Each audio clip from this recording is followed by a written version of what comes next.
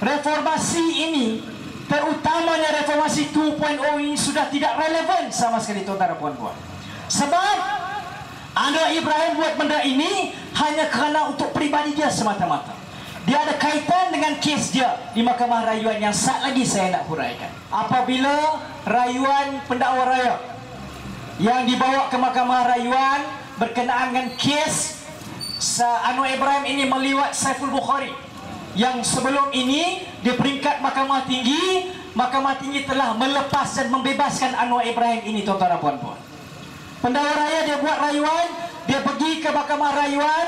Yang ini saya nak kena bagi tahu sebab Anwar Ibrahim dekat mana-mana sahaja ceramah dia buat jelajah, dia terangkan kepada orang ramai. Dia kata bahawa ini konspirasi kali kedua, yang nak penjarakan dia, yang tak bagi dia, yang nak tamatkan karier politik dia di Malaysia ini. Sedangkan saya nak bagi tahu kepada tuan-tuan dan puan-puan pada malam ini adalah isu personal Anwar, isu peribadi Anwar. Dan ini adalah isu undang-undang yang telah nyata dia melalui apa yang Mahkamah Rayuan telah putuskan.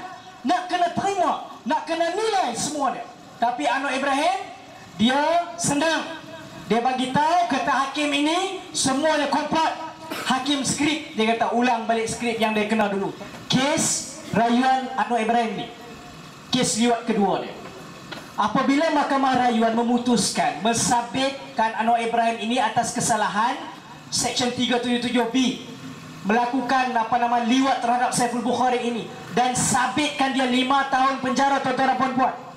Pada masa itu terus Anwar Ibrahim ini sebenarnya, tuan-tuan dan puan-puan, dia dah tahu dia punya perjalanan jadual dia mahkamah dia. Kalau kita tengok, dia dah tahu bahawa kes ini akan didengar sebenarnya lebih kurang dalam bulan 5. Kemudian apabila mahkamah ubah tarikh kepada bulan 3, dia jadikan itu sebagai isu.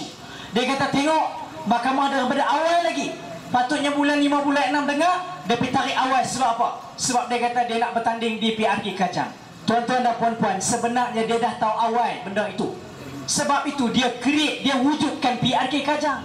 Saya kena terang pada malam ini sebab ramai daripada kita yang tak faham kes di Mahkamah Rayuan. Semua orang kata, pasal apa bila Anwar dibebaskan Mahkamah Tinggi itu, pasal apa Mahkamah Rayuan tiba-tiba sabitkan dia? Semua ramai yang tak faham benda ini yang saya nak cerita pada malam ini. Saya nak bagi tahu kepada semua, di peringkat Mahkamah Rayuan, apabila sesuatu rayuan itu dibawa ke atas, mahkamah ini ada 3 hakim, tuan-tuan. Dia nak putuskan daripada sudut soal perundangan, question of law, isu perundangan dengan isu fakta ini. Dia nak diputuskan isu perundangan. Sama ada hakim Mahkamah Tinggi yang berbakui-bakui Anwar Ibrahim kutuk sumpah serana dia dalam mahkamah, yang membebaskan Anwar Ibrahim ini, sama ada keputusan hakim Mahkamah Tinggi di bawah itu betul ataupun ada khilaf dia, ada silap dia.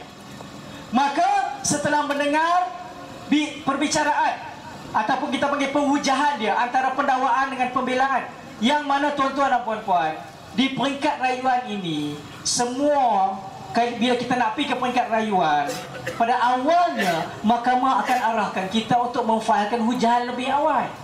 Kerana apa saya nak bagi tahu? Kerana Anwar Ibrahim yang jahat ini, dia jadikan ini sebagai isu. Dia kata tengok, yang tadi saya bagi tahu dia daripada bulan 5 atau bulan 6, dia pergi tarik di bulan 3. Lepas tu dia bagi tahu pula, tengok dalam masa 1 hari mahkamah boleh buat keputusan, dan pada hari itu juga dia dijatuhkan hukuman. Dia jadikan ini sebagai bahan politik dia, tuan-tuan dan puan-puan.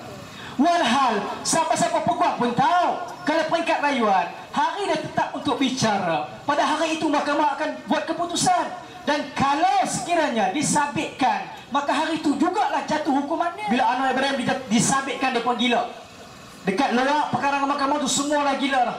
Semua macam apa benda ni, hakim ini hakim yang tak betul, semua kutuk. Bila dia menang, hakim itu adil.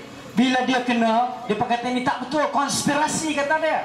Sedangkan kalau kita tengok betul-betul, mahkamah dan nilai benda ni lebih awal, ada hujahan dia. Hari tersebut adalah untuk mahkamah nak dengar hujahan sampingan kalau ada di pihak pendakwaan dan pembelaan, untuk menentukan persoalan undang-undang sama ada hakim di bawah khilaf ataupun tidak. Dan ternyata ketiga-tiga hakim ini bersependapat bahawa mahkamah di bawah telah khilaf. isu dia, dan sebab itu dia sabit dan hukum anak Ibrahim dengan 5 tahun penjara.